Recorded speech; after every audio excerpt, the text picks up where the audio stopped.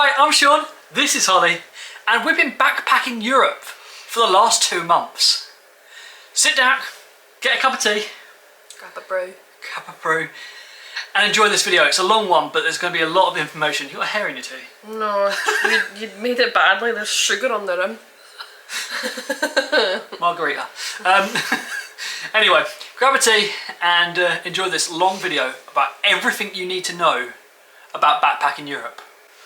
We're going to tell you everything that we spent, which we spent about £5 grand? Yeah. For 2 months for backpacking Europe. We're going to tell you how to do it cheaper than what we did and give you a full rundown of everything we spent. How to save money in Europe. The first way you can save money in Europe is where, as you were saying. Yeah. So non-Schengen zone. perfect. If I'm pronouncing that correctly. Anywhere that doesn't use the euro, it's cheaper. Yeah. Also, stay out of the UK. Yeah. As much as we've spent probably the most money. Well, we have spent the most money. Getting back. Well, getting back, staying here, living here. Yeah. Than we have the entire time we were away. Yeah. A hotel in comparison, a hotel in the UK will cost you between 30 to 75 on a budget hotel. You can get the same budget hotel in somewhere like Albania for about £20. So it's 20 to £40 a night. Yeah, completely different. Yeah. So it's first tip on is where you go. So outside the Shenzhen area. The one that Sean can't say. The Schengen? Yeah. Non-Schengen. Yeah. You can also stay there longer. You can, because they have their own 90 days, so they're not included in the. Well, for us, we can only spend 90 days in Europe.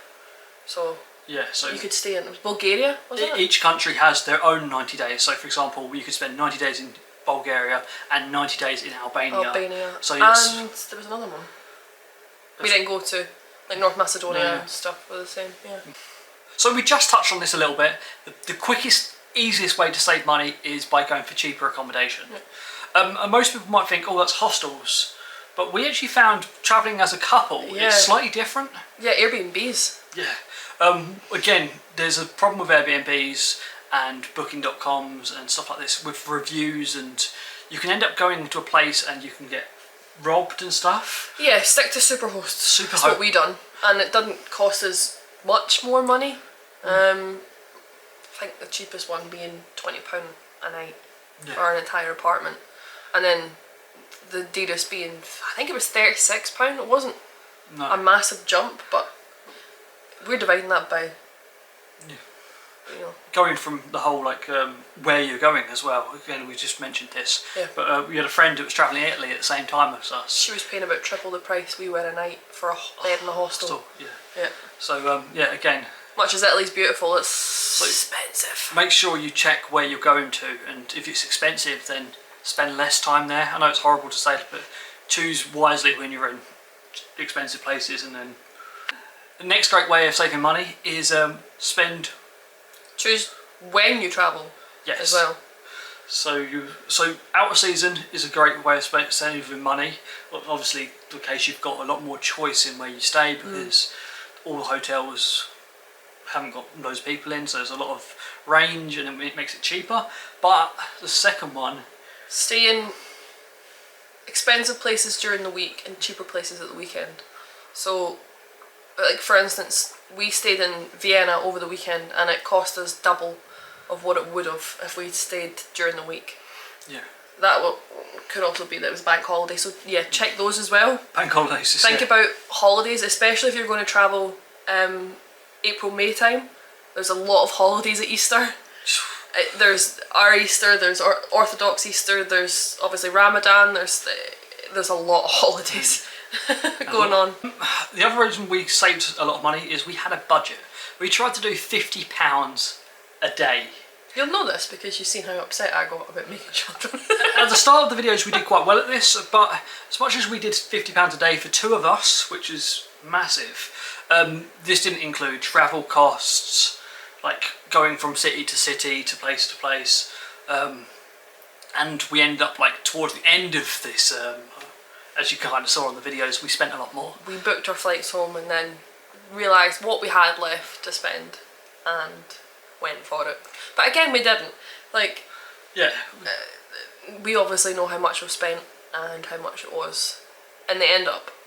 Yeah, per day, and including transport, it wasn't bad at all. We will go into more detail about what we spent later in the video and talk more about our experiences, but... Such a tease. I like to tease. They've got to stay watching somehow, haven't they?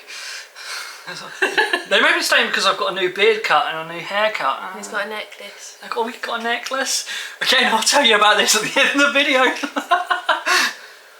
Oh. Stay tuned if you want to know how to look like this. You've also got your hair done. Yeah, I dyed my hair in a hotel room again. Didn't look as professional as the last one did, but... So, cook, eat like a local, and go to bakeries is what my next tip is.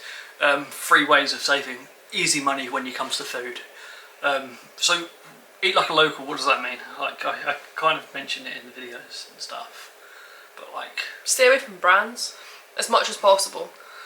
If you normally drink Coca-Cola or Pepsi, try their own brands like Sky Cola and Koffala if you're in parts of Eastern Europe, really. Yeah.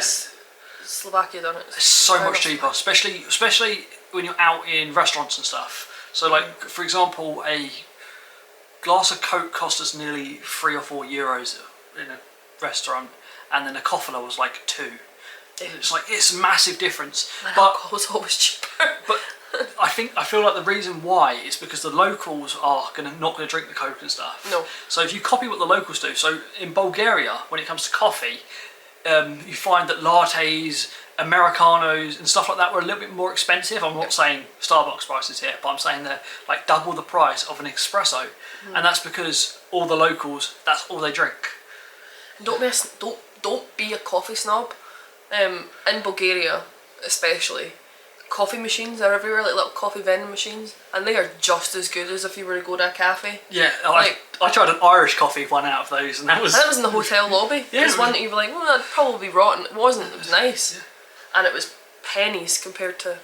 Yeah, it was it less than 50p? It was like 87. No, was it? Yeah, it was less than 50p. For 37p. I'm thinking of maybe. Yeah, it's cheap. Look for somewhere with a kitchen. Yes, to save money, look for somewhere. Whether it's a hostel or it's an apartment, just do it. Same with the 2 key things we were looking for when we were looking for accommodation was a kitchen, somewhere to do washing. And we had it pretty lucky the entire time. We, as we said, we were in Airbnbs and stuff, so we had washing machines, which is handy because then you don't have to pay for laundry either. Yeah, so yeah, we ended up spending very little on washing. Yeah. We didn't actually wash once at a hostel either, which is, a lot of people think, oh, cooking at a hostel, washing at a hostel is great. No. But we struggled to cook and wash at hostels because how busy they were. Again, as a couple, it's different to if you're solo, because if you're solo, it's easy to slot in a little gap and cook for yourself. But if you're a couple, there's 2 of you cooking, there's 2 of you washing, there's 2 of you, and you seem like you're taking up a lot more room than. Yeah. So it's a little bit easier to get your own place for like a couple of pounds more expensive. So it was. Yeah, per head. That's what it was working out as. We slept in bunk rooms sometimes as well because it worked out cheaper to have that as a private instead of paying for a double bed private. Yeah, so yeah, we booked out a whole 4-bed hostel room. Which would have been cheaper than us getting 2 single bed. Yeah. And it's looking around. So great ways. Great ways of saving money is to look around. We looked at Airbnb, Hostel World. Sometimes we went directly to their own. We'd done that for Greece. I was going to. I think in certain parts we may have shot ourselves in the foot by sticking to the websites. Yeah. But it's a safety net, right? You know the names, you know that they can be trusted. But I think there's also, you can just show up at a place and walk into. There's so many hostels. Yeah. In different places as well. Yeah. Moving on. Moving on to packing your bag for Europe.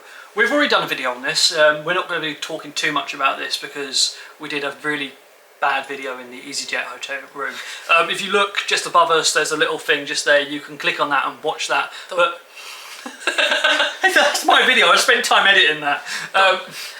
Don't.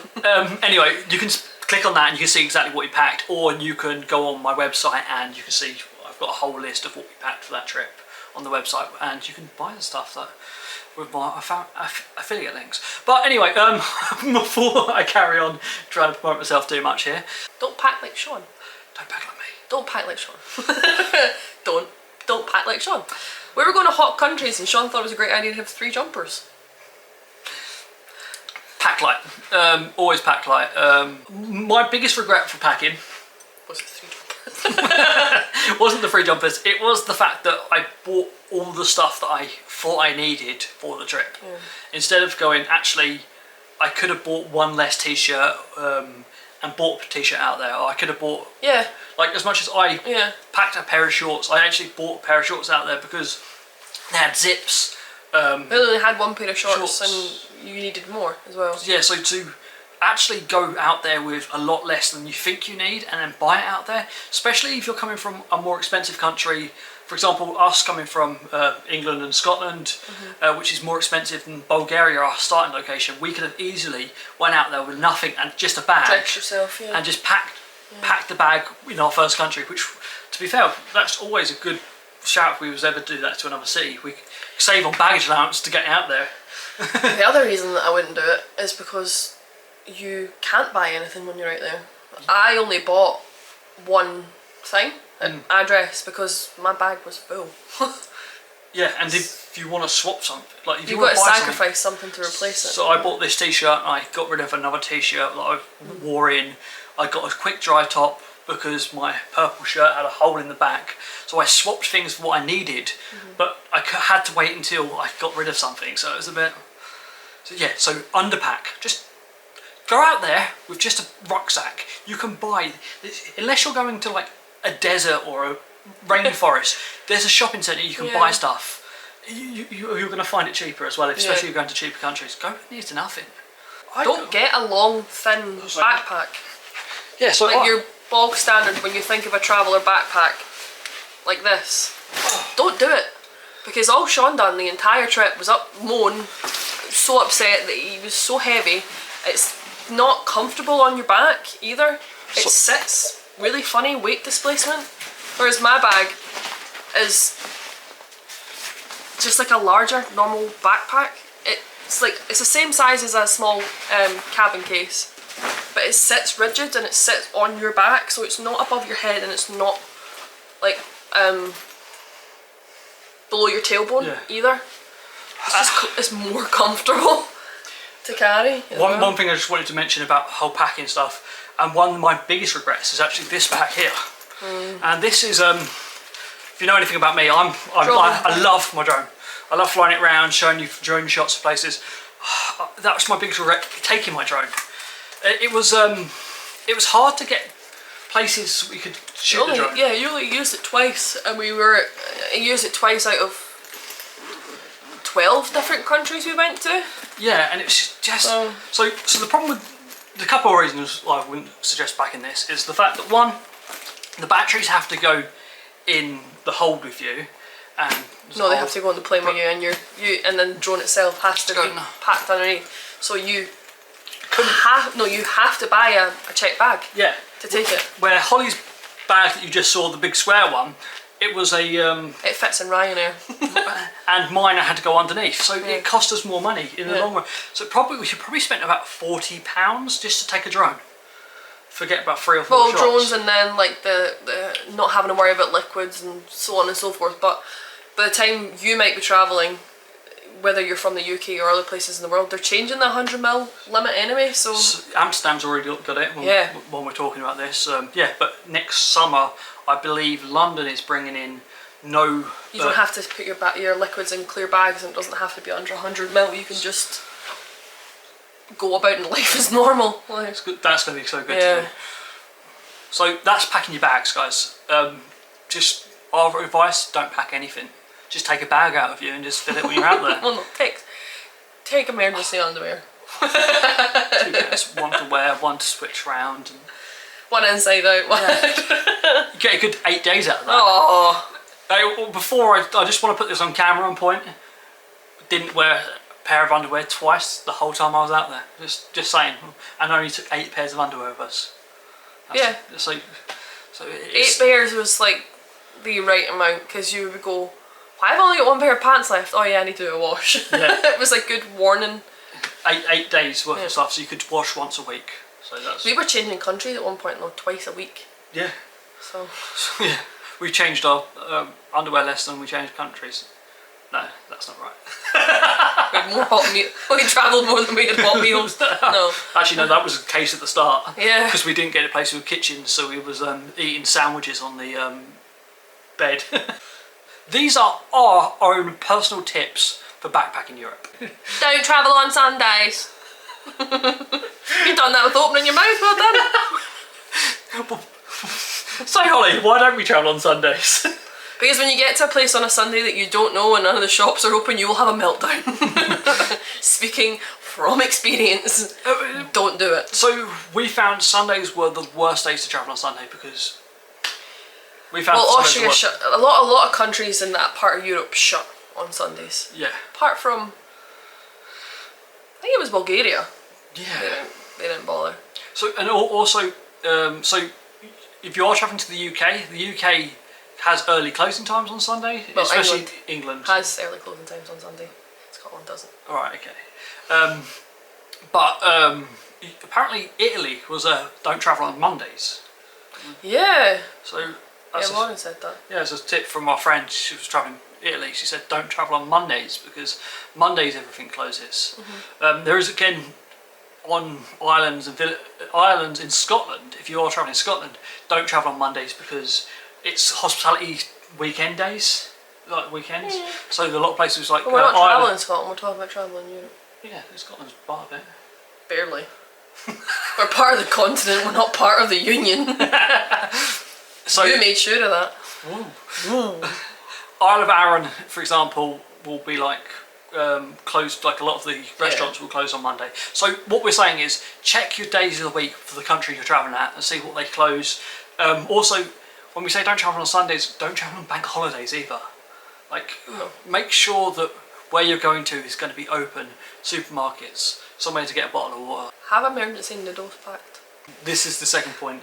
Yeah, just dried or canned or something that if you get into a place late, or because buses are not reliable sometimes. I mean, they show up late. There's delays. Trains get cancelled, so on and so forth. Have something that you can know you can eat when you get somewhere. Yeah. Also on that, another tip: carry emergency snacks with you. This one needs snacks when you travel. Snack. She's like a little toddler screaming snack. I get grumpy when I have low sugar, right? Leave me alone. Yeah. So what the problem was? So snacks are great for always to have in your bag. One, you might not get to a shop quickly because you might be on a bus journey for a while. The shops might not be open when you're traveling. You just might end up walking up a hill for some reason.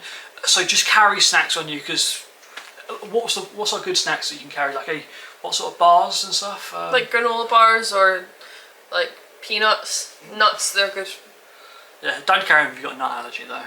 It's probably, it depends on how good your trip is. Anyway. Carry a water bottle. Carry a water bottle, yes. Always carry a water bottle. And why would you carry a water bottle? Unless you leave it on a bus, like me. So you can drink water. Yeah, so there's a lot of fountains around. You can top up your water, especially in airports after you get through security. So that's great because you don't have to pay for extremely expensive water at airports. The second reason is, especially with two of us, it's brilliant because we can get a big bottle of water, which split it between the two bottles, which is just the same price as a normal bottle. It's like 33p or something like that on average. Yeah, we split it between the two of us. Also, there's a lot of places in Europe where you can drink the water. The amount of times I just googled, is the water in safe to drink? Always search it because there is a lot of countries that can't, but there is a couple of countries that have great drinking water. Like Slovakia. Slovakia. Poland was one. Poland's got good water. Paris apparently has got one of the best in the world. Yeah. Scotland is highly recommended.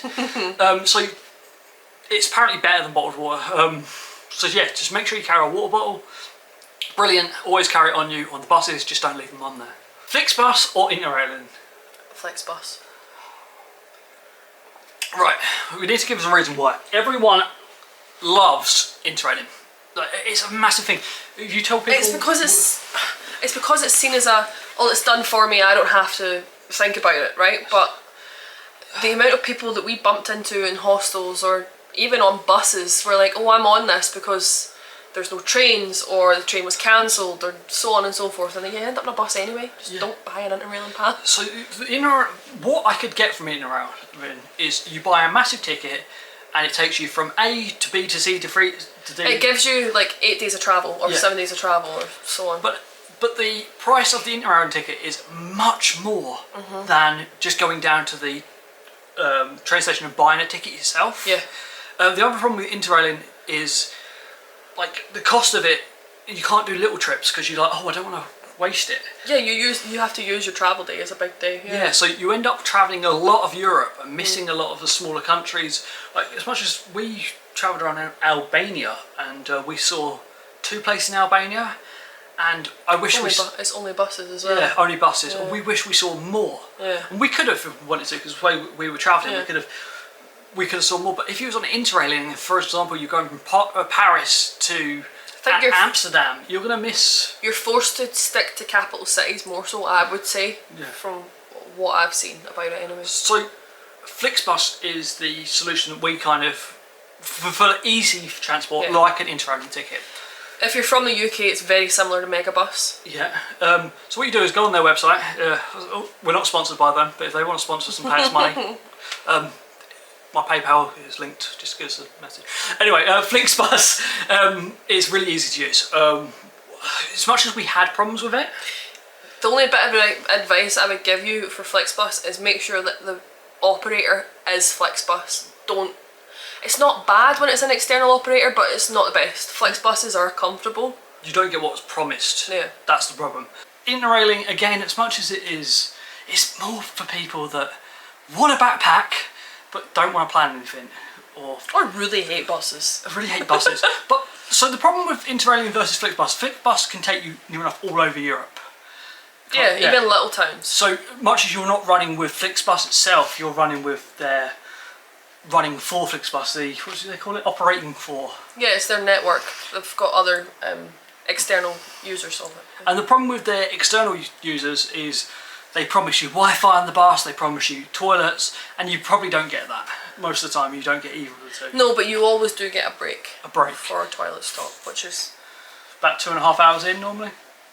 If your coach, I think it's if your coach is longer than 3 hours, there's a stop 2.5 hours in, which obviously you're not going to stop 2.5 hours into a 3-hour journey, but...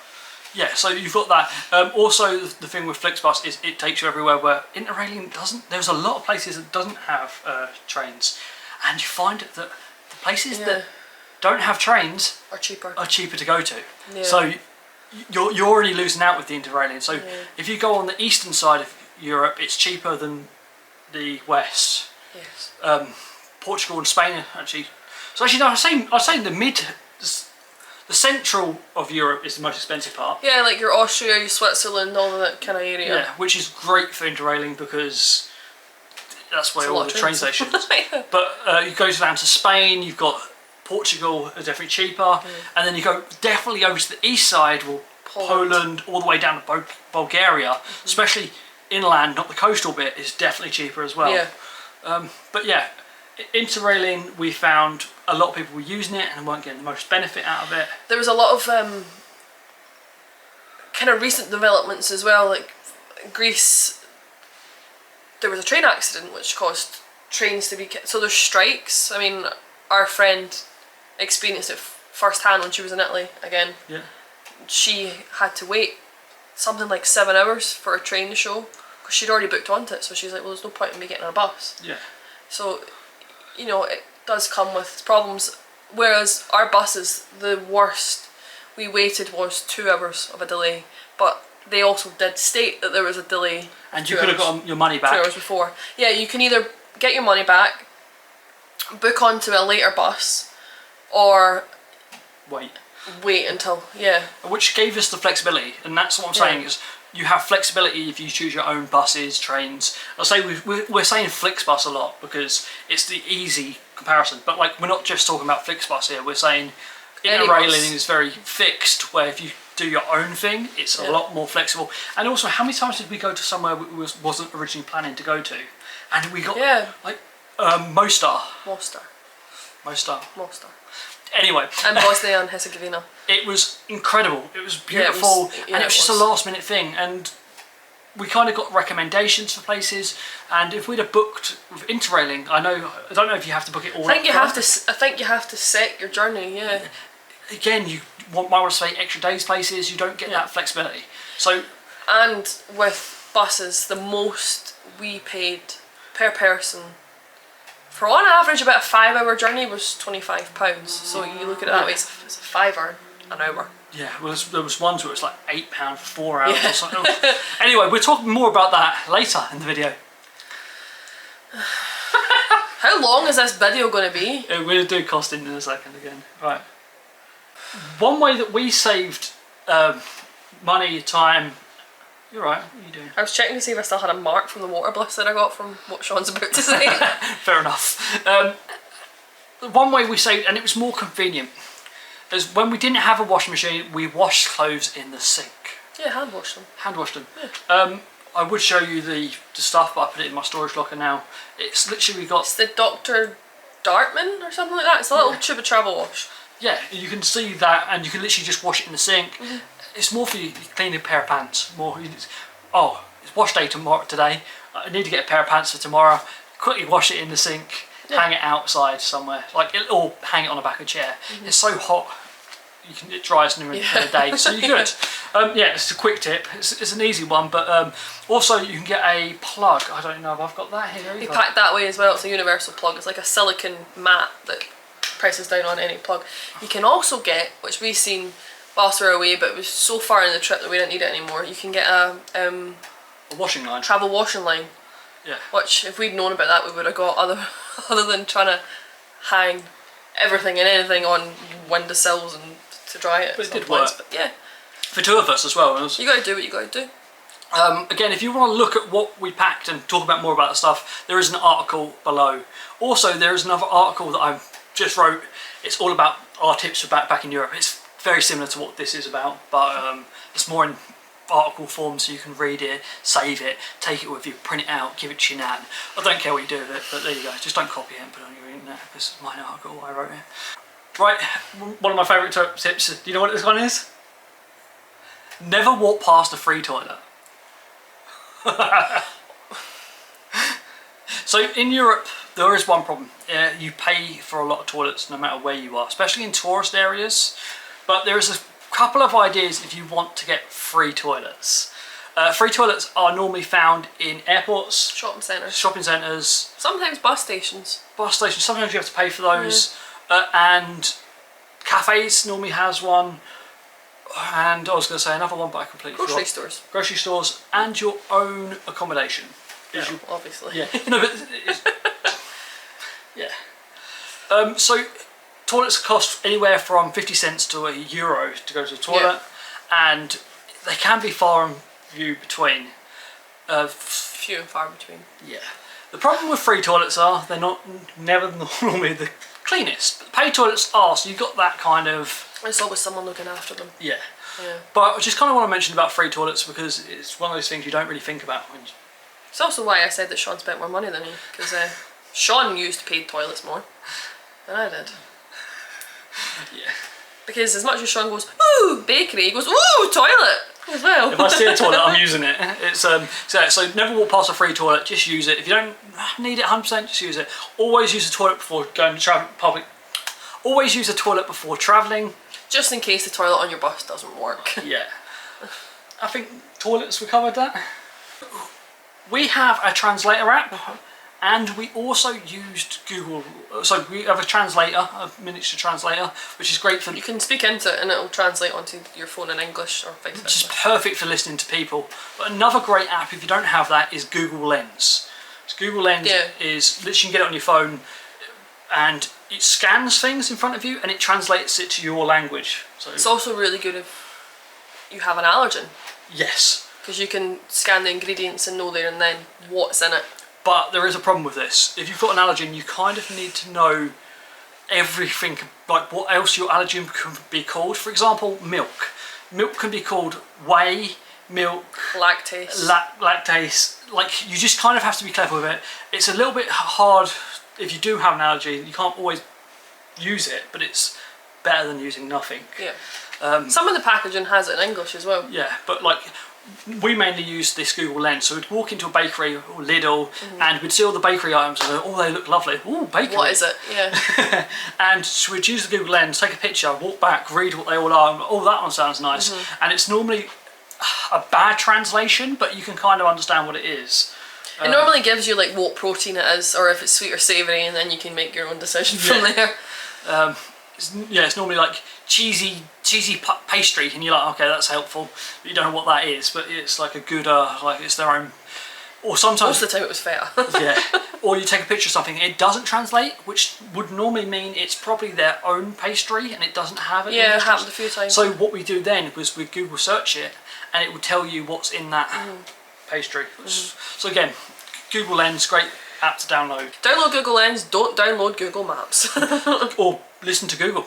So the problem with Google and travelling was the fact that if you listen to Google and type in Google Maps and go use public transport to get from Bulgaria to Greece, for example, it will say it's not available. It says there's no way to get there, and you're like, well, there is. Because you're crossing the country, it doesn't understand. And especially in certain countries, it doesn't know how to use. So, for example, Greece, it didn't know how to use any of the public transports. No, but Move It is a good app for that. For Greece, so you have to go on their own. It wasn't just Greece. No. Move It. There's a lot of places all over Europe, and it's ran by people like us who just upload information on it. Okay, then I didn't. Yeah, Holly did quite a lot of the internal travelling. So Move It's a good one. Google Maps, the problem with that is when you're walking and you're in cities, high buildings around you, it still wants you to, but also still wants you to walk like you're driving. Yes, and it doesn't understand where you are. Cameras just went darker. You're gonna die. It's overheating. 1 second. So Google isn't the best app for travelling around, is it? No. But it's better than no app. Another problem with the Google was it tells you shops are open when they're not. You just called it the Google. The Google.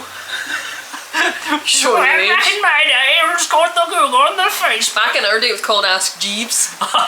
Anyway, it tells you the wrong days are open. Trust it as much as you can trust someone that continually Sean lies and his to you. word.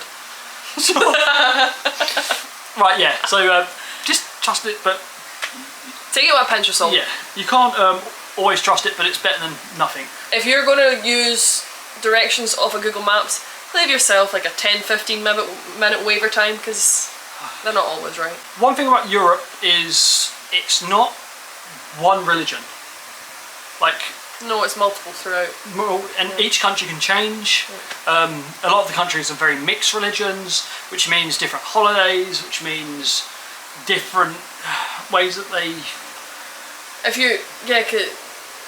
it's mainly it's mainly Christians, Orthodox and Muslims you'll find throughout, and obviously Jewish people. Yes, but it's quite a mixture of a lot of religions there. But we kind of touched on that on holidays. Yeah, before. But yeah, just be aware that something you do in a country may offend someone with religion purposes. Being food, alcohol. It's not. For example, Albania is very Muslim, isn't it? Yes. Yes, but they sell alcohol nearly everywhere. So it's not like you'd offend someone by buying alcohol, by drinking alcohol, but just be respectful that not everyone around you is going to drink alcohol. Especially in coffee shops in Albania, because they will drink coffee until 8 PM. Yeah. And you'll be sitting there drinking a cocktail. Just don't find it too weird that that's what's happening. Just be respectful no matter what you're doing. Just be a respectful person. That's kind of what was kind of. Doesn't have to be religion. Doesn't have to be. Just understand that you're going to come across different cultures, and be respectful of them. Yeah. Don't expect everyone to answer you in English either. That's another thing that bothered me about having had read reviews from all over Europe. There's people on this planet that expect everyone, no matter where they are, to speak back to them in their mother tongue, and it's like, well, no, you can't rely on that. Yeah. So don't expect English or. Yeah. But also saying that, there are certain countries that you'd think have better English than they do, and some that you don't. Like Albania, for example, had really good English. Yeah. Most people spoke to. Greece, we were having conversations with people. Bulgaria, it's suffered a little bit more. Like it was a bit more struggling, but it mixes with different countries. Also, they're miles away from us, so why would they speak our language? Yeah, right. But yeah, so try and. If you can't speak everyone's language, especially if you're doing a lot of countries to countries, it's going to be hard to learn a lot of different languages, especially just even picking up little phrases. A good way of doing things is taking pictures of things that you want. For example, I went into a place in Bulgaria and ordered a burger for me and Holly. I took a picture of the menu and kind of pointed at the menu and like, obviously try and be respectful, like thank you, and like, and they understand it a little bit easier than trying to speak English to them and talking to them. Yeah, again, just because they don't understand English or that don't stop saying please and thank you. Yeah. It's just, it's polite. Pack noise cancelling headphones. Multiple reasons. Hostels, great for hostels if you're spending time with lots of people. Buses, brilliant for planes as well. Planes, yeah. Just great to have noise cancelling headphones. You can listen to music. You can just. Sean's got them linked below. Yeah. You can see all my stuff in that article on my website. Yeah, I use noise cancelling headphones. Sometimes just to put on, just to put off all the other noise around me, not listen to anything. Just sometimes it gets really annoying. I bought them. If you want to stay up in a place longer and you're worried about money, you can always help out a hostel. Yeah. You can always ask them at reception. If you enjoyed the hostel, go speak to them. They might have odd jobs you can do. Swap board for. It gets around a lot of the legal loopholes with getting paid money, because you're not getting any money in your account, but you're staying longer, so you get free accommodation for board. Yeah. Painting, whatnot. Anyway, we're going to move on really quickly now because we've been doing this video for so long. About 2 hours. About 2 hours. And we want to talk about the full costings that we promised you at the start of the video. So let's get on to that now. The grand total of everything we spent while travelling is £5,061 and 27p. It's on the screen in euros and dollars as well. That is everything we spent while away, but all in, and that includes flights, insurance, and our storage locker. Yep. It is $5,835.61, which was pretty good, I think, to be fair, for 2 people. It works out while we was away, not including the flights and storage locker and whatever I said. It works out as £45.10 per person per day. That was for 56 days. And that's including luxuries that we originally had spoke about not including on our daily budget. Our plan was for it to be really food and accommodation. That total includes us hiring a car, us going on tours, us having meals out, us going out for drinks. Like, so explain, she break down the whole thing. So Holly, we spoke. I had to write it neatly because Sean was his chaos. So travel all in. So travel includes buses. Our flights out there. Yeah. Our flights out there, our flights home, and buses in between, and also like trains, all the shebang. We spent £1,052.60. Yeah. And without without our flights, so it was just the time we were out there, it was £796.12. Nice. Which I think is not bad. Yeah. That's a lot. Mainly we used buses. We used one train out there, so it wasn't too bad. Yeah, one train. Yeah. Accommodation.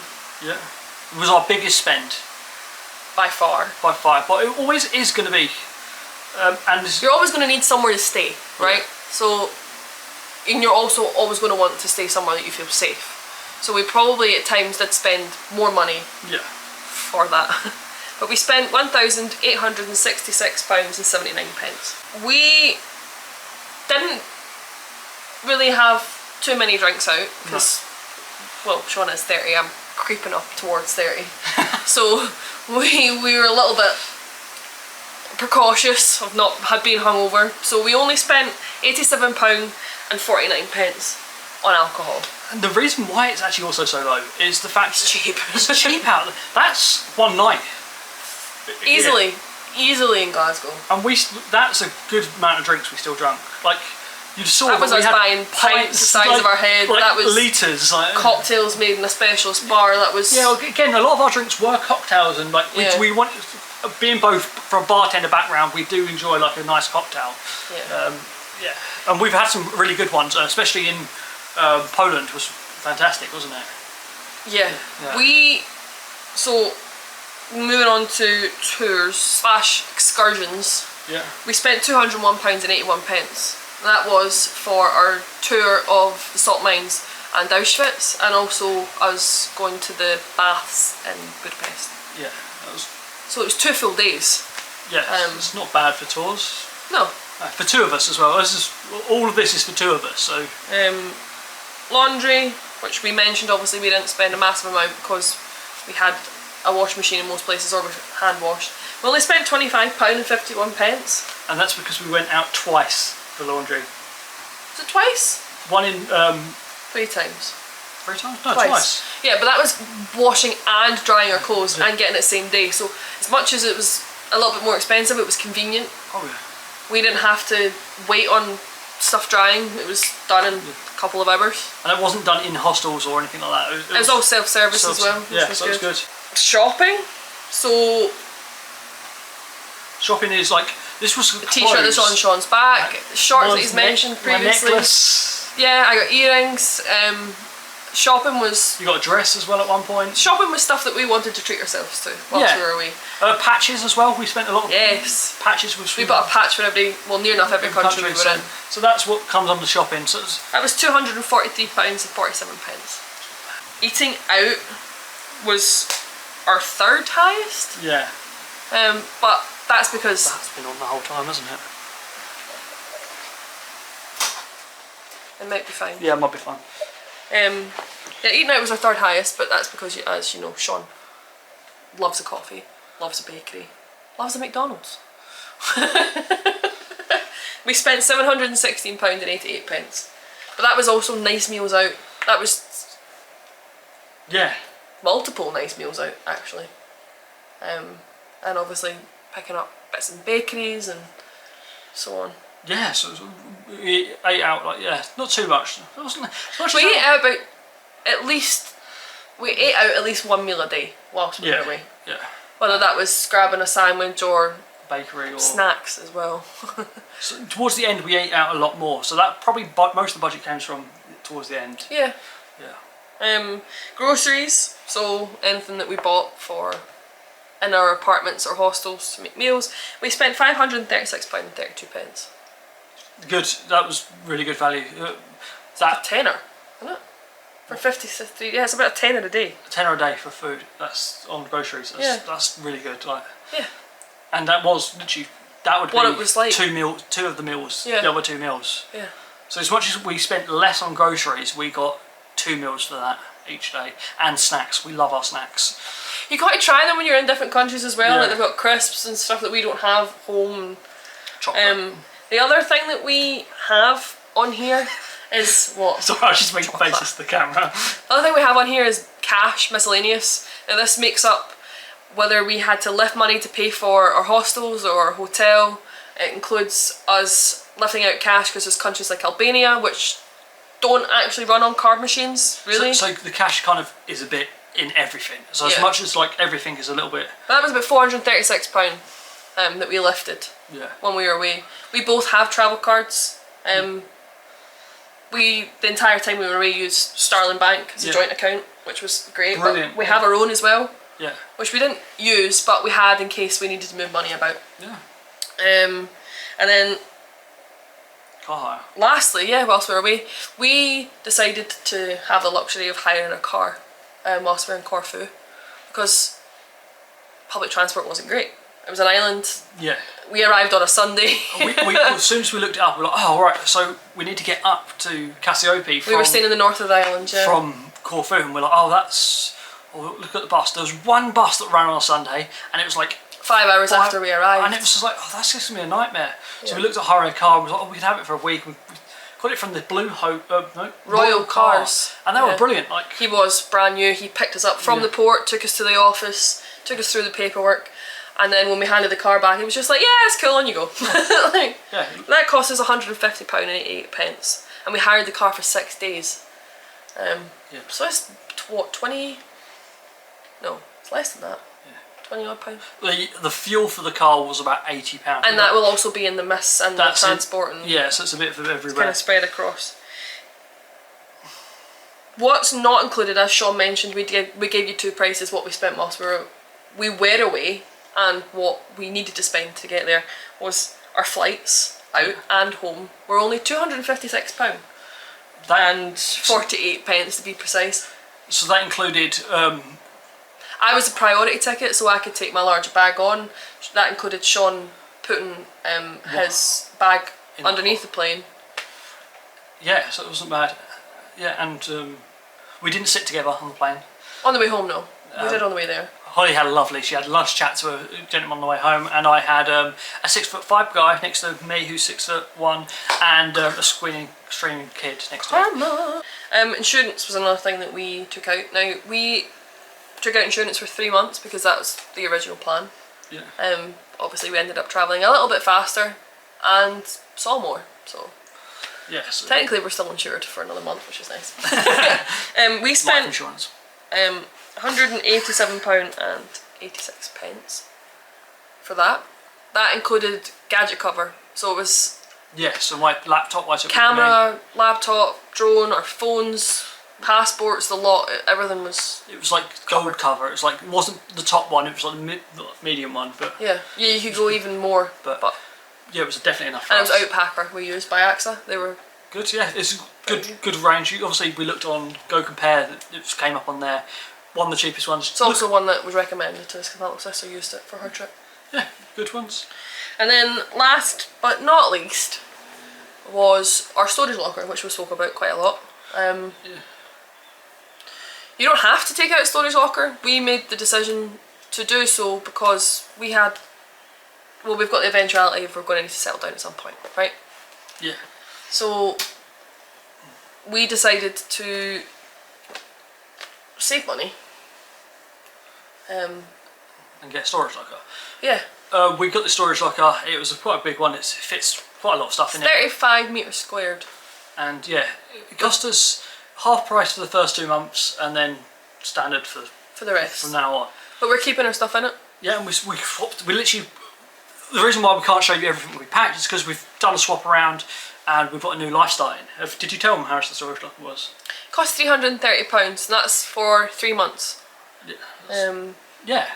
But everything that's in it's probably worth tenfold. So you got to make the decision whether you want to get rid of everything and replace everything, or do what we done. Might do a video later or sometime about storage locker costs when travelling and keeping storage locker, or how to store stuff while travelling. But that'll be later in our next chapter. And that's funny because that's kind of the tips for Europe right now. And we're going to now quickly just tell you what's happening on our channel in our next chapter, which is it's different. It's different. Like, it's something that I've kind of done before in a chapter. When I first, literally 2 years ago today, I moved off to Cranlarrick in the middle of nowhere, got a job, and started my travel life. We're doing this together. So we've got a storage locker still, and we're going to be doing a bit in between travel. What I mean is we're still going to be travelling, we're still going to see the local area, and the local area that we are staying in is the Lake District in England. But the reason why we chose England is because it's a great place that we can both earn money, because visas, we don't need visas, even though she's not in her country. I'm going to be back in mine, but we're on different sides. Technically we're closer to your home than my home, being in the Lake District, which is nice. So I get to see something new, you get to see something new, we still get to travel, we're earning money in a living job. And I'm not going to go too much into detail now because we're going to do another video about our new chapter. But the chapter is more going to be about saving money for next living and ways to build something to earn money while travelling. Again, I don't actually know what's going on with this. I really want to somehow, like next time we go on a big trip, which we have got one in the works. In the works. I want to be able to earn money while doing so. And this chapter that you're moving into now on our channel is going to teach you and teach me how to do that. It sounds a bit weird, but just bear with us. You'll be learning alongside us. Yeah, and there's a lot of... it's going to be a fun chapter. It's very different to our backpacking chapter that we've just finished. You're not going to hear from Sean every 3 minutes. It's going to be a lot slower, yeah. My content isn't going to be, right, today we're going here, today we're going here, today we're going here. It is going to be us sort of getting into a little bit of a routine and then telling you about what we did this month maybe, or this couple of weeks.